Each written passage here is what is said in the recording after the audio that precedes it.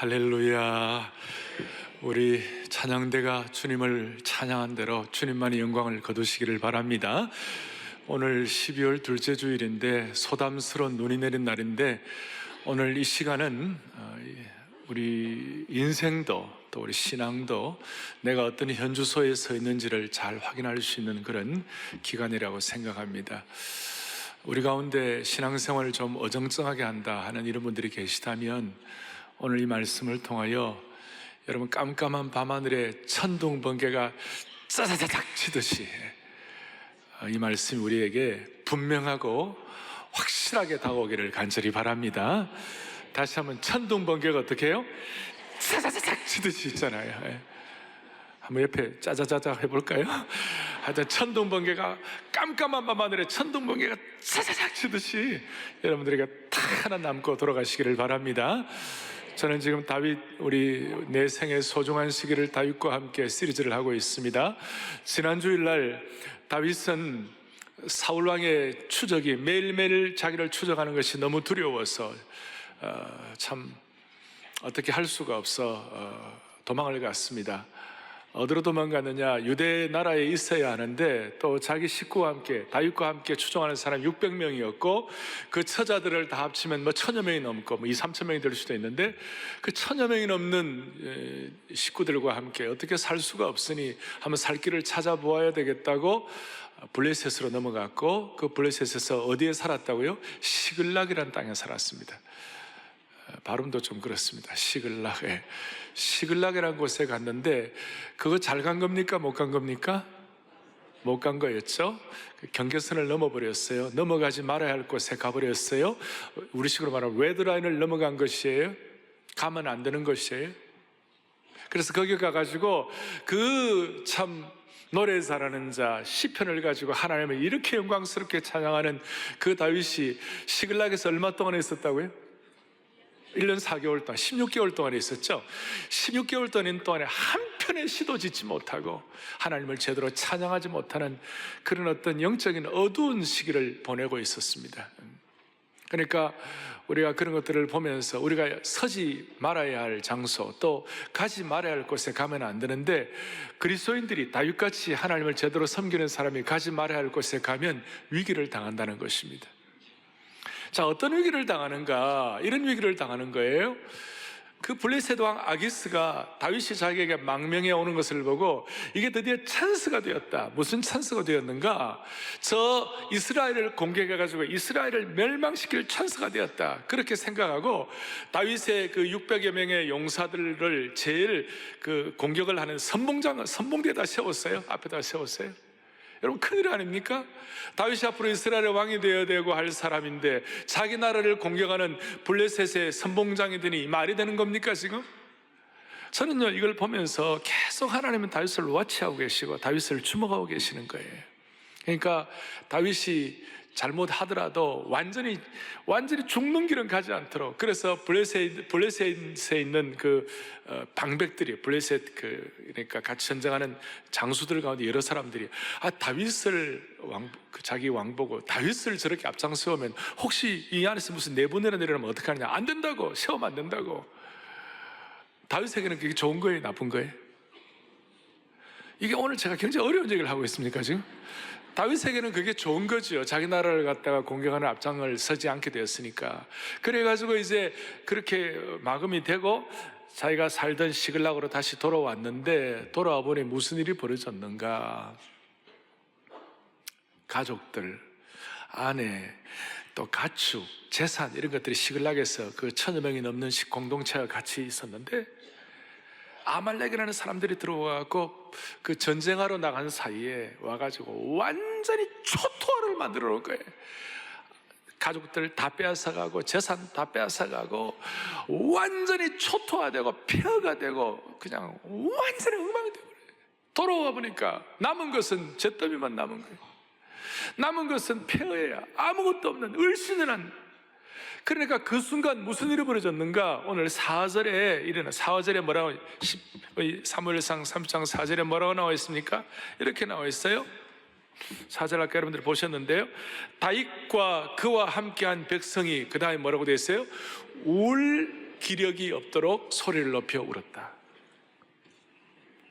얼마나 비참해졌는지, 얼마나 힘들어졌는지, 완전히 잿더미 폐허가 되고 초토가 되어버려가지고 너무 고통스러워서 울 기력이 없도록 울었다. 여러분, 다 이 사람들은 지금 여자들이 울었어요? 남자들이 울었어요? 남자들이, 좀 죄송합니다만 남자들이 울 기력이 없도록 울었다면 끝까지 간 겁니다. 지금 완전히 엉망이 된 것이에요. 그리고 그것으로 끝나면 좋은데 울 기력이 없도록 울고 난 다음에 600명이 가만히 생각을 해본 거예요. 뭐라고 생각해 봤냐면, 이게 말이 되나? 그리고 너무 비참해지고 비탄에 처하니까 이게 분노가 되는 거예요. 화가 막 나는 거예요. 화가 나는 것으로 끝나면 좋은데 화가 나가지고 무슨 일이 벌어지는가? 우리가 다윗 때문에 이런 일이 벌어졌지. 우리 대장 때문에 이런 일이 벌어졌지. 그러면서 그 부하들과 추종자들이 다윗을 향하여 분노가 폭발이 된 거예요. 그러면서 화가 나가지고 다윗을 향하여 막 고함을 지르면서 이럴 수가 있냐 하면서 다윗을 대적하는 거예요. 지금 그 사람들은 다윗의 부하들이고 다윗을 추종하는 사람들이었어요. 그런데 잿더미가 되고 폐허가 되고 초토가 되니까 이 사람들이 정신이 나가버렸어요. 나가가지고 다윗에 대해서 어떻게 되느냐, 여러분들 보세요. 6절 보세요. 6절을 보니까 그 백성들은 추종자들이 자녀들 때문에 초토화되고 난 다음에 마음이 슬퍼서 그 다음에 분노가 일어나고 화가 나고 이러니까 다윗을 어떻게 하자고요? 돌로 치자. 다윗을 돌로 치자. 다윗을 죽이자. 한 사람이 다윗을 돌로 치자 그러니까 여러 사람들이 600명이 동시에 다윗을 돌로 쳐서 죽이자. 여러분, 자기 대장을 죽이면 나중에 어떻게 될까? 끝도 생각 안 하는 거예요. 앞뒤도 생각하지 않고 그냥 마치 무엇에 쓰인 것처럼 그래가지고 다윗을 돌로 치자 이렇게 나오는 거예요. 여러분, 이 사람들이 어떤 사람입니까? 이 사람들은 본래 환난당한 자, 마음이 아픈 자, 그 다음에 비천한 자, 빚진 자, 이런 어려운 사람들이었는데 다윗과 함께 여러 해 동안 광야에서 같이 생활을 하면서 그냥 생활한 거 아니겠죠. 다윗에게로부터 하나님을 배웠고 하나님을 찬양함도 배우고, 그리고 이 좀 이렇게 거친 그런 어떤 집단들이 다윗을 통하여 영적으로 은혜를 받고 성숙해지고 온유해지고 괜찮은 공동체로 바뀌었는데, 그러나 이 순간 폐허가 되고 잿더미가 되고 아무것도 남는 것이 없으니까 뭐에 씌인 것처럼 눈이 어떻게 잘못되어 가지고 다윗을 돌로 치자고 그러는 거예요. 다윗을 돌로 쳐 죽이자. 이때 다윗의 심정이 어땠을까요? 신의를 지켜야 할 사람들이, 나름대로 공동체를 형성해 온 사람들이, 나름대로 우정과 신뢰와 사랑의 공동체였던 사람들이 이 시간 배신의 돌을 쳐가지고 다윗을 죽이려고 했을 때, 그때 그 마음이 어땠을까요? 제가 지금 이것은 오늘 핵심의 주제는 아니니까 이것은 이 정도로 넘어가고, 중요한 것은 오늘 이런 위기에 처한 이유는 뭐냐? 우선적으로는 다윗이 잊지 말아야 할 곳에 있었던 것이, 시글락에 있으면 안 되는데 시글락에 있었던 것이. 따라서 오늘 한 해를 마무리하기에 몇 주 안 남은 이 시간에 우리 자신을 한번 돌아보는 것입니다. 내가 지금 있는 곳이 시글락은 아닌가? 오늘 이 예배 시간에 우리에게 하나님 주신 음성이 있을 것이에요. 내가 지금 있는 곳이 시글락은 아닌가? 나는 나 나름대로 컴포트 존, 나는 나 나름대로 안전지대라고 생각하는데 과연 그것이 안전지대인가? 제가 말하는 시글락은 꼭 장소만을 말하는 것은 아니에요. 사람이 시글락이 될 수도 있어요. 불평하는 자, 하나님 제대로 신뢰하지 않는 자, 그리고 하나님 앞에서 좀 제대로 살지 못하는 자, 이런 사람들과 함께 같은 마음을 가지고 같은 유가 되어서 같이 휩쓸린다면 그 사람도 시글락이 될 수가 있는 것이에요. 우리 가운데 젊은이들 가운데 맨날 음란 사이트 들어가고 그 부도덕한 사이트에 젊은이들이 들어간다면 그것이 시글락이 될 수가 있는 것이, 내가 서 있는 위치가 어떤가 우리 자신을 한번 돌아보는, 점검하는 축복과 영감이, 영적인 눈이 여러분들의 있기를 바랍니다. 예를 들어서 아브라함이 헤브론에 있어야 되는데 헤브론에 있지 못하고 우선 기근이 들었다 그래가지고 애굽으로 내려갔어요. 그 애굽은 아브라함에게 있어서는 시글락이에요. 그러니까 거기에서 위기를 만나는 것이, 여러분, 아브라함의 조카 롯이 소돔과 고모라에 머물었어요. 그것은 소돔과 고모라에 머물러 있는 그것은 롯에게 있어서는 롯의 시글락이에요. 요나라는 선지자에게 하나님께서 너 니느웨로 가서 복음 전하라 그랬을 때 니느웨로 가지 아니하고 다시스로 내려갔는데, 그 다시스로 내려가는 그것은 요나에게서 시글락인 것이에요. 나오미가 자기 고향 베들레헴을 떠나가지고 모압 땅으로 간 거예요. 어떻게 보면 모압 땅은 이 나오미라는 여인의 시글락이에요. 우리가 지금 시글락에 있지는 않는지.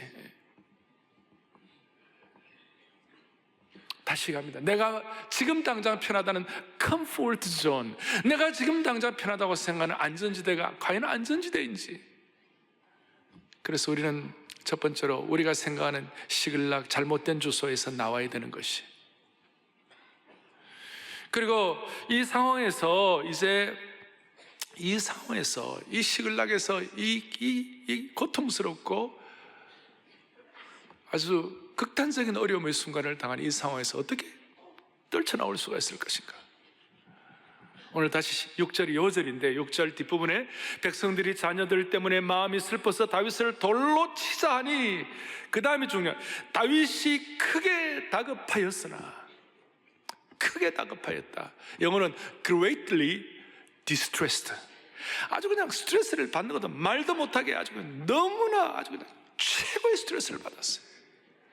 옛날 성경에서는 다윗이 군급했다. 군급이란 말은 대장이 임금이 너무 정말 뒤끝이 탈 정도로 그렇게 힘들었다 그 말이에요. 너무나 어려운 그 순간에 다윗이 어떻게 했느냐? 그의 하나님 여호와를 힘입고 용기를 얻었더라. 제가 오늘 말씀드리죠. 하나님은 계속 다윗을, 목자의 심정을 갖고 있어 하나님은 계속 다윗을 주목하고 계셨다고요.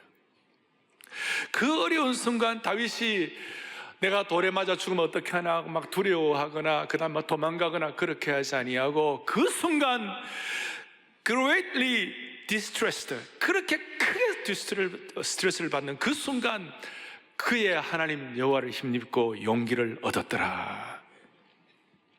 이것이 오늘 다윗이 가졌던 영적 기백의 원천이라고 말할 수 있습니다. 아주 신비한 것입니다. 너무나 신앙은 이런 신비한 것이 있어요. 시편 50편 15절에 환난 날에 나를 부르라. 내가 너를 건지리니 너가 나를 뭐하리라고요? 영원롭게 하리라. 사람들이 일반적으로 큰 비극과 재앙은 사람을 최선으로 만들든지 아니면 최악으로 만들든지 하는 것이에요.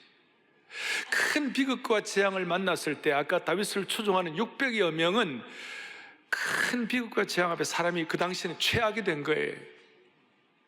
그런데 다윗의 입장에서는 큰 비극이 왔을 때 이 큰 비극으로 말미암아 최악으로 치달은 것이 아니라 이것이 오히려 다윗에게는 최선의 기회로 허락되게 한 하나님을 찬양하는 것이에요. 그러니까 이 신앙의 신비라고 말씀해요. 그래서 다윗이 의심이 변하여 의심의 골짜기에서 확신의 정상에 서게 된 것이, 다윗이 경계선을 넘어 시글락에 간 실수는 안타까운 것이지만 그의 생애 최고의 위기의 정점에서 오히려 신앙의 뿌리를 회복한 것이, 그러니까 최악의 순간 최선을 끄집어낸 것이 정신을 차리게 되었어요. 그의 하나님 여호와. 그래서 오늘 여러분 이 그의 하나님 여호와라는 말을 오늘 계속 주목하는 것입니다. 다른 말로 하면 우리 모두의 삶의 영적 기백의 원천이 무엇인가? 그것은 바로 다윗이 믿었던 그의 하나님이라는 것이에요. 그런데 이것은 다윗의 입장에서는 그의 하나님이고, 저자가 사무엘서의 저자가 그의 하나님이라고 썼습니다마는 사실 엄격하게 말하면 나의 하나님이에요. 다윗 개인의 입장에서는 나의 하나님이에요. 그러니까 다윗의 영적 기백, 최악의 극치의 어려움의 상황에서 다윗은 나의 하나님을 찾았다 그 말이에요. 이 나의 하나님, 엘리 엘리, 나의 하나님, 나의 하나님. 이 나의 하나님이라는 이것이 우리로 하여금 영적 기백의 원천이 되게 하시게 하는 주님을 찬양하는 것이에요. 나의 하나님이다. 이 나의 하나님이라는 것은 어떤 뜻인가? 그 당시에 일반적으로 하나님을 얘기할 때 야훼 하나님은 함부로 말할 수도 없어요. 야훼라는 것은 제대로 히브리 사람들이 발음을 제대로 할 수 없고 음가도 제대로 없어요. 하나님이란 그만큼 어떻게 보면 신비하고 나와 떨어진 것 같은 막 존귀하고 거룩하고 위험 있는 이 정도의 어떤 느낌이에요. 그리고 조금 더 나가면 아브라함의 하나님, 이삭의 하나님, 야곱의 하나님, 역사의 하나님, 우리의 신앙의 선배들을 인도하신 하나님이에요. 조금 더 들어가면 이스라엘 전체 민족 공동체의 하나님이에요. 그런데 오늘 다윗이 여기서부터 본격적으로 퍼스널하고 인격적으로 그야말로 나를 붙잡으시고 내 생애와 함께 하시고 나와 함께 동행하시는 구체적인 인격적인 퍼스널한 하나님으로 이때부터 등장이 되는 것이에요. 그래서 성경에 나의 하나님을 제대로 가깝고 인격적인 관계로 제대로 표출하기 시작한, 본격적으로 표출하기 시작한 분이 바로 다윗이었어요. 그래서 시편 곳곳마다 나의 하나님, 나의 하나님, 나의 하나님은 나의 뿌리시오, 구원의 뿌리시오, 산성이요 방패시오, 나의 요새이시라. 할렐루야.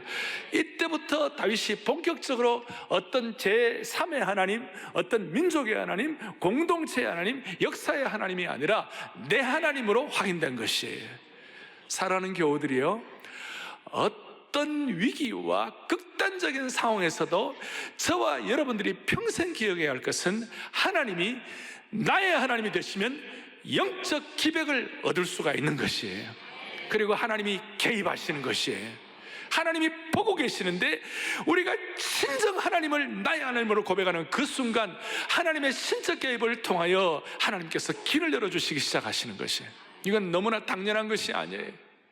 저는 신앙을 볼 때에, 여러분, 신앙생활이라는 것은 뭐예요? 우리가 이제 결국은 제가 신앙생활을 정리하면요, 나의 하나님의 깊이에 따라서 결정나는 것이에요. 이렇게 말할 수가 있어요. 햇볕이 있어요. 햇볕이 크고 다 빛이 다 우리 공동적으로 다 펼쳐져 있어요. 근데 저는 한번 산에 갔다가 어두운 밤에 길을 놓친 적이 있어요. 여러분, 산에 어두운 밤에 길을 놓치면요, 돌아다니면 돌아다닐수록 더 잘못 가는 거예요. 그래서 어떻게 하냐, 가만히 있다가 새벽에 빛이 밝아와야 길을 바로 찾을 수 있으니까 새벽에 빛을 기다리면서 새벽에 길을 잃어버린 사람에게 새벽빛은 그것은 자기 빛이 되는 것이에요. 일반적으로 빛이 편만하지만 길을 잃었을 때에 그 어두운 가운데서의 빛은 내 빛이 되는 것이에요. 공기가 있습니다. 바람이 붑니다. 수많은 공기가 있습니다만 여러분, 산소 호흡기를 가지고 겨우겨우 숨을 쉬다가 어떻게 돼가지고 좋은 수술을 하고 좋은 치료를 받아가지고 숨을 제대로 쉬어가지고 하는 그 순간 일반적인 공기가 그게 내 공기가 되는 것이에요. 물이 많이 있습니다. 수많은 물들이 흘러가고 있습니다. 그러나 수도 파이프로 해가지고 내가 그 물을 내가 마실 때 일반적인 물이 내 물이 되게 되는 것이에요. 오늘 우리는 하나님에 대해서 많이 알고 있고 하나님에 대한 얘기를 많이 합니다.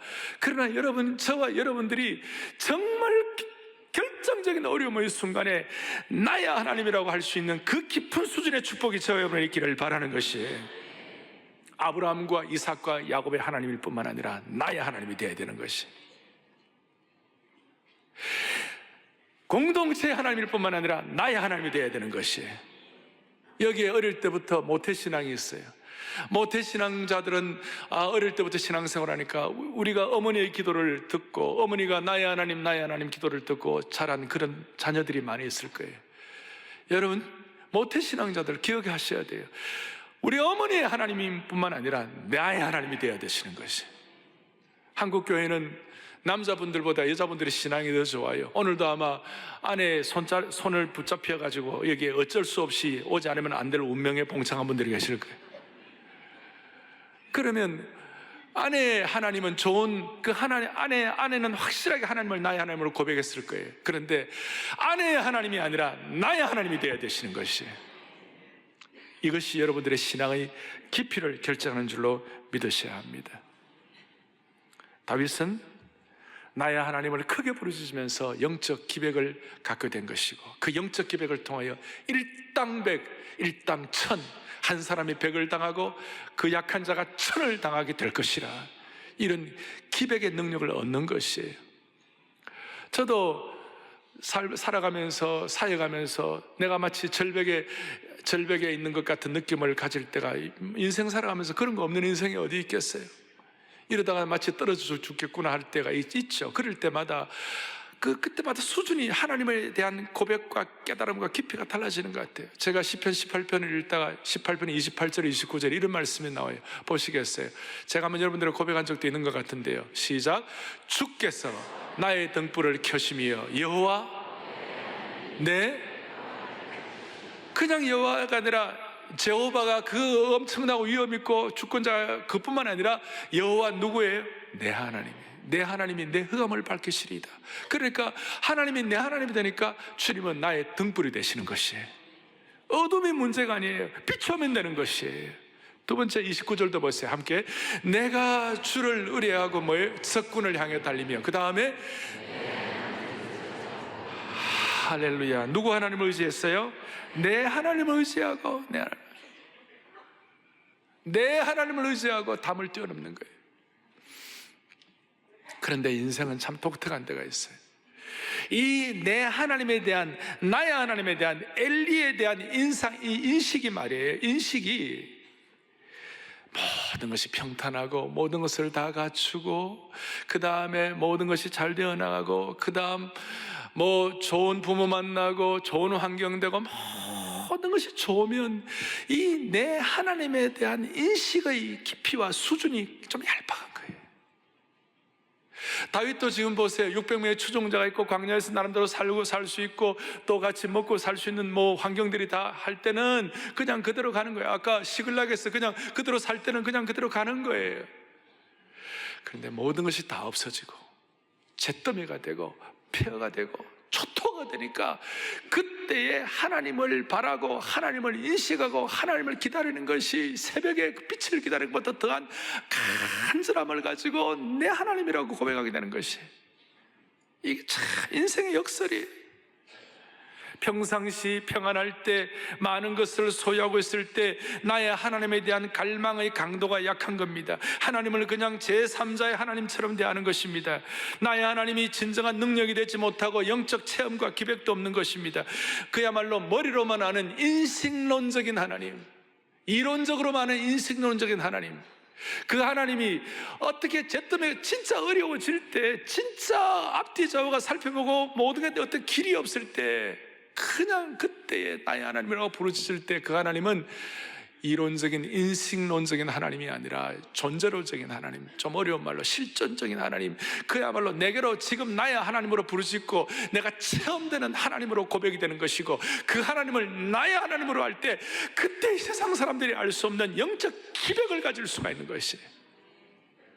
다윗처럼 인생의 끝자락에서 잿더미 위에서 남은 것이 하나도 없이 텅텅 비어버렸을 때 그 순간 완벽한 엎드림, 완전한 겸손함, 전적인 갈급함, 완전한 깨어짐을 가지고 나의 하나님을 외칠 때에 하나님이 우리 모두에게 예외 없이 영적 기백을 회복시켜 줄 것을 믿으셔야 합니다. 다윗은 지금 자기 몸에 갖고 있는 것이 아무것도, 자기 몸과 몸뚱이 하나와 거기에 걸친 옷 한 벌 외에는 자기 것으로 주장할 수 있는 것이 하나도 없었어요. 기습한 사람들이 다 강탈해 가버렸어요. 내 집과 성읍과 재산, 가족 다 훔쳐갔어요. 근데 한 가지요, 다윗에게 있는 걸 다 뺏어갔지만 다윗에게 빼앗아가지 못한 한 가지가 있었어요. 그것이 뭐냐면 나의 하나님은 빼앗아가지를 못한 것이에요. 오늘 이것이 사랑의 교회 모든 성도들, 오늘 이 말씀을 듣는 모든 성도들의 마음속에 평생 주님 앞에 갈 때까지 꼭 기억해야 할 것이에요. 내게 있는 것 다 빼앗아가도 결코 어떤 것도, 어떤 마귀도, 어떤 대적자도 빼앗아가지 못할 것이다. 그것이 뭐냐? 나의 하나님 엘리는 빼앗아갈 수 없는 줄로 믿습니다. 나의 하나님이. 그럴 때 우리에게 영적 기백이 회복되어야 할 줄로 믿습니다. 오늘 우리 주위를 살펴보면 많은 것들이 복잡한 것이 있습니다. 지난 수년 동안 마음 편한 일이 없을 때가 많았고 힘든 것이 많이 있을 수가 있었어요. 이럴 때 우리가 어떻게 해야 할 것인가? 사랑의 교회 오늘 주일 1, 2, 3, 4부에 수만 명이 모여 예배를 드릴 때 여러분들의 마음이 어떻게 할 것인가? 하나님은 미국의 하나님도 되세요. 하나님은 중국의 하나님도 되세요. 그러나 오늘 저는 절박합니다. 하나님, 우리 한국의 하나님이 되시기를 바라는 것이, 이것은 무슨 어떤 한국 민족주의적으로 드리는 말씀이 아니라 하나님을 더 깊이 경험하기 위한, 아니 이 세상에 있는 어떤 나라가, 세상에 있는 수많은 200개국이 있지만 대한민국같이 고난과 고통과 핍절과 역경의 역사가 이 쉬운 나라냐 말이에요. 지난 수십 년을 살펴봐도 말로 다 할 수 없는 어려움들이 많은 나라 아닙니까? 그러니까 우리는 더 간절한 거예요. 세상의 어떤 다른 나라보다 더 간절한 거예요. 하나님께서 오늘 저와 여러분들 이 예배를 드리는 우리들만이라도 하나님, 나의 하나님이 되게 해 주시옵소서. 오늘 우리들의 마음 때문에, 우리들의 외침 때문이라도 하나님께서 우리 민족을 보호해 주실 것을 믿으셔야 되는 거예요. 참으로 고통과 어려움을 겪은 민족이 나의 하나님이라고 외칠 때 그 하나님에 대한 강도는 진짜가 되는 것이에요. 인식론적인 것이 아니라 실제적으로, 실존적으로, 체험적으로 경험되는 것이. 그럴 때 하나님은 다시요, 우리의 방패요, 산성이요, 피할 바이요, 구원의 뿔이 되시는 줄로 믿습니다. 제가 다시 말씀드립니다. 신앙생활이란 것은 나의 하나님을 얼마나 더 깊이 인식하고 사는가, 그것이 중요하다는 것이. 한복에서 시작. 신앙이란 나의 하나님을 더 깊이 알아가는 것이다. 주님을 깊이 아는 수준은 사람마다 다 다르다. 하나님의 인자와 신실하심과 선하심과 능하심을 아는 수준이 다 다르다. 나의 하나님을 제대로 알면 요동함이 없게 된다. 이것이 불확실한 시대에 두려움과 근심을 이겨낼 수 있는 강력한 토대이다. 말씀을 준비하면서 저 말씀이 정리가 된 것이에요. 어디 책 보고 한 것도 아니고 오늘 살아가는 성도들을 위하여 마음으로 준비할 때 여러분 다시 한번 기억하세요. 신앙은 하나님을, 나의 하나님을 더 깊이 알아가시는 과정인 줄로 믿으시기 바랍니다. 근데 주님을 깊이 아는 수준은 사람마다 달라요. 어떤 사람이 아는 하나님의 신실하심, 오 신실하신 주 그랬을 때 그냥 보통 신실하신 것과 아니면 잿더미 위에서 하나님이 신실하시다고 고백하는 수준이 완전히 달라요. 하나님의 주권과 능력에 대한 개념도 다 달라요. 그리고 이것을 제대로 알면 우리는 요동함이 없게 되는 것이에요. 이것이 오늘 불확실한 시대에 우리의 두려움과 짐을 벗길 수 있는 유일한 토대이고 유일한 길인 줄로 믿으셔야 되시는 것이. 자, 첫 번째, 내에 있는 주소는 어디인가? 두 번째로는 나의 하나님에 대한 고백이 나의 영적 기백의 원천임을 믿습니다. 그리고 세 번째, 이 고백을 할 때 어떤 결과가 올 것인가? 내 하나님에 대한 고백의 결과가 어떨 것인가? 자, 다시 보겠습니다. 다윗이 이런 고백을 했습니다. 고백을 할 때 8절. 자, 다윗이 정신이 들었어요. 그리고 다윗에게 있어서 자기의 목회자라고 그래요. 다윗의 패스들, 다윗의 목회자가 누구냐? 아비아달이란 제사장인데 그 아비아달에게 찾아가고 그렇게 8절에 보니까 너무 좋은 구절이네. 다윗이 여호와께 묻자와 이르되 아멘. 여기서 많이 본 거 아닙니까?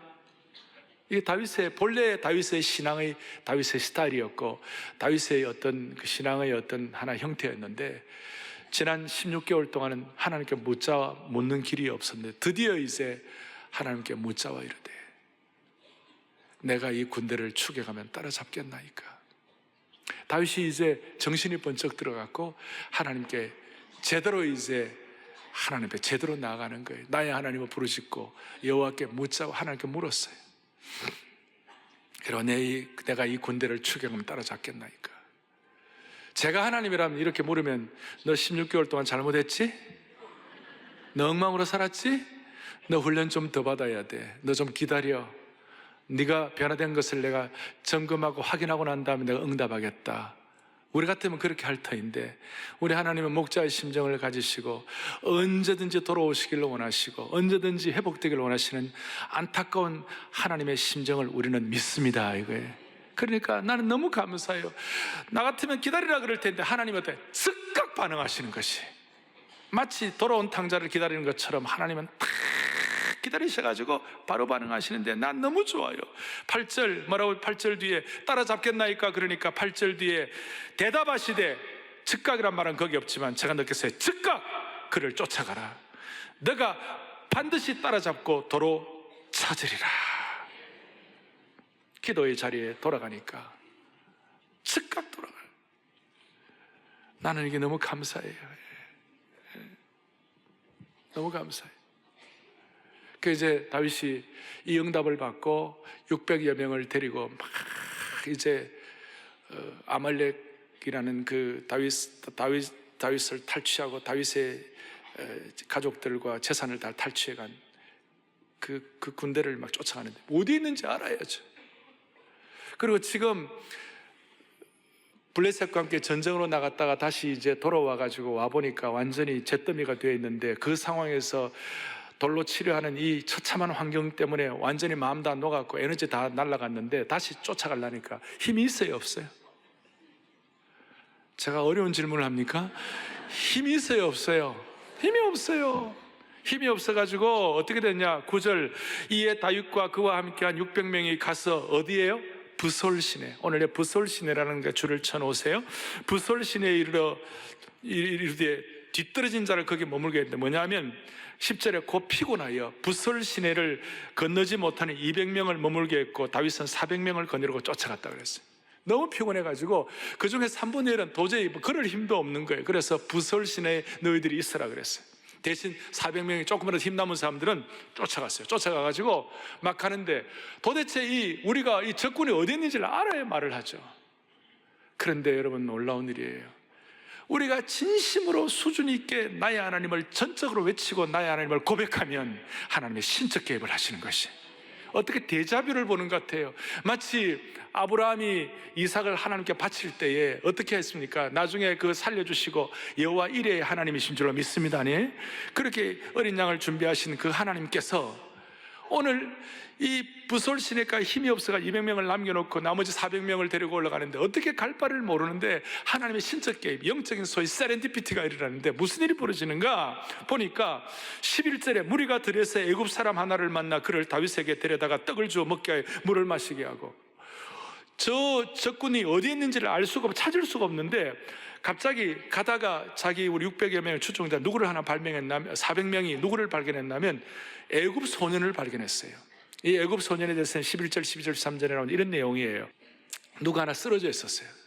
애굽 소년에 쓰러져 있었는데 사흘 동안 먹지도 못하고 기진맥진하고 쓰러져 있어요. 알고 보니까 이 사람이 다윗을 공격해가지고 시글락에서 모든 것을 탈취해간 아말렉 사람의 종이었어요. 종이었는데 얘가 상처가 나고 부상당하고 아프니까 그 주인이 그냥 던져놓고 너는 이제 필요도 없다고 던져놓고 갔어요. 갔는데 여러분, 다윗은 어떤 사람이에요? 광야에서 어려움을 당하면 도와줄 마음이 늘 있어요. 왜냐하면 자기가 광야 생활을 하면서 하도 고통을 많이 당했으니까 광야에서 어려움을 당한 사람에 대해서는 막 도와주려는 마음이 막 있었던 거예요. 그래서 이 아이를 만나고 거기에다가 그 보면 무화과, 그다음에 무슨 떡덩이, 그다음에 포도, 건포도 이런 것들을 막 주고 물을 마시게 해가지고 정신을 차리게 했어요. 그래서 네가 누구냐 하니까 내가 아말렉 사람의 종이었는데 내가 아프니까 던져놓고 갔는데 애굽 소년이라고. 그러니까 다윗이 너 그러면 그 아말렉 사람 어딘지 알아? 그러니까 내 압니다. 얘가 정신을 바짝 차리고. 자, 여기에서 다윗이 하나라도 한 일이 있어요, 없어요? 이 사람 찾는데 400명 추종하는 사람들이 막 쫓아가고 갔는데 여기에 무슨 큰 공헌을 한 게 있어요, 없어요? 누가 만나게 하신 거예요? 하나님 만나게 하신 거예요. 그래가지고 그 사람을 앞세워가지고 막 어디 있는지 찾아가 보니까 요 아말렉 그 사람들이 자기들은 전쟁에 이겨가지고 또 시글락뿐만 아니라 다른 곳에서 막 탈취물을 빼앗아오고 사람들을 노예로 데리고 오고 노예로 붙잡아오고 그 다음에 수많은 탈취물들, 그 다음에 뭐 가축들 이런 것들을 다 하니까 너무 행복하단 말이 좀 이상하네. 너무 기쁘고 좋고 이래가지고 이제 잔치판이 벌어진 거예요. 부어라 마셔라 그러면서 막 주지육림이 된 거예요. 그래가지고 막 하니까 보초도 안 세우고 이 광야에 누가 우리를 찾으러 올 사람이 있겠냐고 그렇게 생각하면서 보초도 안 세우고 부어라 마셔라 잔치판이 벌어진 거예요. 거기에다가 다윗이 그 애굽 소년과 함께 들어닥쳤어요. 들어닥쳐가지고 그냥 공격을 하니까 완전히 전쟁, 그러니까 본인의 팀에는 하나도 어떤 그 상함과 부상이 없이 완전 승리, 퍼펙트 빅토리, 완전 승리하게 됐어요. 할렐루야. 여러분, 제가 이제 그것도 중요하지만 이제 그거 보세요. 이제 무슨 일이 벌어지는가? 18절, 다윗이 아말렉 사람들이 빼앗아갔던 모든 것을 도로 찾고 그의 두 아내를 구원하였고, 19절에 그들이 약탈하였던 것 곧 무리의 자녀들이나 빼앗겼던 것은 크고 작은 것을 막론하. 그 다음 중요한 겁니다.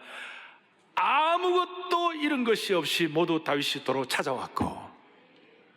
오늘 제가 영적으로 보면 여러분들이 여기에서 여러분들이 하나님이 주시는 음성이 있기를 바랍니다. 그 다음에 20절, 다윗이 또 양떼와 소떼를 다 되찾았더니 무리가 그 가축들을 앞에 몰고 가며 이르되, 그 다음이 중요한 줄 것이에요. 이는 다윗의 전리품이로라. 이는 다윗의 전리품이로라. 다윗을 우러러보면서 이는 다윗의 전리품이로라. 아까 6절에서는 다윗을 돌로 치려 죽이려 했던 그 사람들의 입에서 완전히 역전 현상이 일어나가지고 완전히 역설이 된 거예요. 무슨 일? 이는 다윗의 전리품이로라. 히브리어로 제 쉘랄 다비드, 제 쉘랄 다비드. 오늘 여기 보니까 우리 교회 오늘 2부 예배에 주한 이스라엘 대사님이 참여하셨어요. 제가 이 히브리어가 맞는지 틀린지 모르겠어요. 제 쉘랄 다비드, 이는 다윗의 전리품이로다. 이는 다윗의 전리품이로다. 오늘 하나님이 저와 여러분에게 이런 축복을 허락해 주시기를 바라는 것이에요. 제 쉘랄 다비드, 이는 하나님의 전리품이로다. 여러분들 자녀들과 여러분들의 생애 하나님 앞에서 살아가면서 오늘 이런 고백을 할 수 있는 그날을 주시기를 바라는 것입니다. 언제인지는 모르지만 하나님 평양에서 우리에게 특별 새벽 부흥회를 할 때에 우리의 입장에서 우리의 고백으로 나의 하나님께서 은혜를 주심으로 말미암아 이는 하나님의 전리품이로다. 오늘 나가시면서 이런 고백이 여러분의 고백이 되기를 원합니다. 죄 쉘랄 다비드. 제가 한 가지만 더 정리를 해드리겠어요. 자, 이렇게 되었는데 이것이 끝이 아니에요. 항상 또 승리 이후에 아주 독특한 환경이 또 형성되는 거예요. 무슨 일이 벌어지는가? 이제 돌아오는데 전리품을 다 가지고 돌아오는데 이 400명이 돌아오고 200명은 부솔신에 남겼다고 그랬죠. 돌아오면서 이 400명 무슨 얘기를 하느냐, 이런 얘기를 하는 거예요. 우리 이 수고하고 고생한 전쟁은 우리가 했으니 200명은 부솔신에 그냥 앉아 있었으니 이 사람들에게 우리가 갖고 온 이 탈취품 전리품들을 다 나누어 주자. 나누어 주지 말고 그들이 처자만 그들에게 돌려주고 그 다음 이 전리품과 모든 노예품들은 우리만 갖고 저들에게 돌려주지 말자, 이러는 거예요. 이것이 일반적인 입장, 일반적인 판단에서는 틀렸다고 말할 수 없는 일반적인 판단이라고 말할 수 있지만 신앙적인 차원에서는 그것이 올바른 것이 아니에요. 다윗이 뭐라고 그러냐면 그건 아니야. 물론 너희들이 애쓰고 수고해가지고 전리품을 노예하고 다 했지만 또 저 200명은 부솔 시내가에서 그냥 가만히 있었지만 그러나 이것은 우리 힘과 우리 능력으로 한 것이 아니고 하나님의 은혜야. 우리가 무슨 재주가 있어서 애굽 사람을 만날 수가 있었겠으며 우리가 무슨 능력이 있어서 이 전쟁을 수행할 수 있었겠느냐. 우리는 본래 지금 아무것도 없는 사람들이 아니었겠느냐고. 그러니 하나님의 은혜로만 이것을 감당하게 되었으니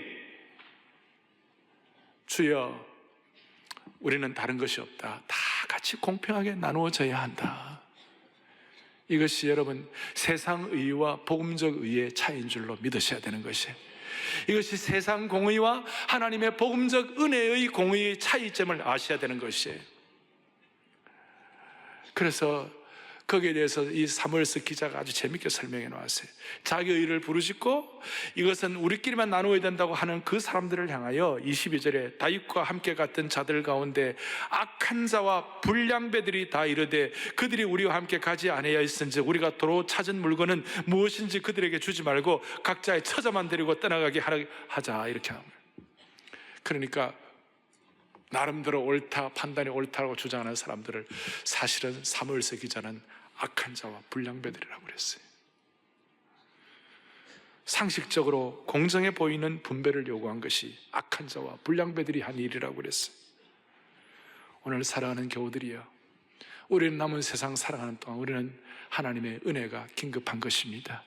부솔시내가에 600명, 200명 아무것도 하지 않았어도 하나님께서 다 나눠준 것처럼 우리는 이런 복음의 은혜를 받은 줄로 믿으셔야 하는 거예요. 이 복음의 은혜가 우리 가운데 충만하기를 바라는 것이에요. 이제 정리하겠습니다. 다윗은 16개월 동안 비전을 잃어버렸습니다. 하나님을 찾는 것도 잃어버렸습니다. 비전을 잃어버렸습니다. 그러니까 비전을 잃어버리니까 무슨 잃어버리잖아요. 열정이 없는 거예요. 하나님을 향한 열정이 없는 거예요. 하나님을 향한 열정이 없으니까 기도도 안 나오는 거예요. 기도가 안 나오니까 기도의 능력이 없으니까 그것을 실천할 수 있는 액션, 능력이 있는 실제적인 행동이 안 나오는 것이 늘 비전과 열망과 열정과 액션은 같이 가는 것이에요. 그런데 그 잃어버렸던 것을 하나님께서 지금 오늘 이 사건을 통하여 다시 회복시켜 주시는 것입니다. 우리 자신의 신앙의 현주소를 돌아보면서 하나님께서 너의 비전은 어디에 있는가, 너의 열정은 어디에 있는가, 너가 그것을 실천할 수 있는 능력은 어디에 있는가 물으실 때 오늘 이 말씀을 통해 하나님께서 여러분들과 저를 회복시켜 주시기를 원합니다. 사랑하는 교우들이여, 하나님을 내 하나님이라고 고백하는 순간 하나님은 우리를 하나님의 내 백성이라고 말씀해 주시는 것입니다.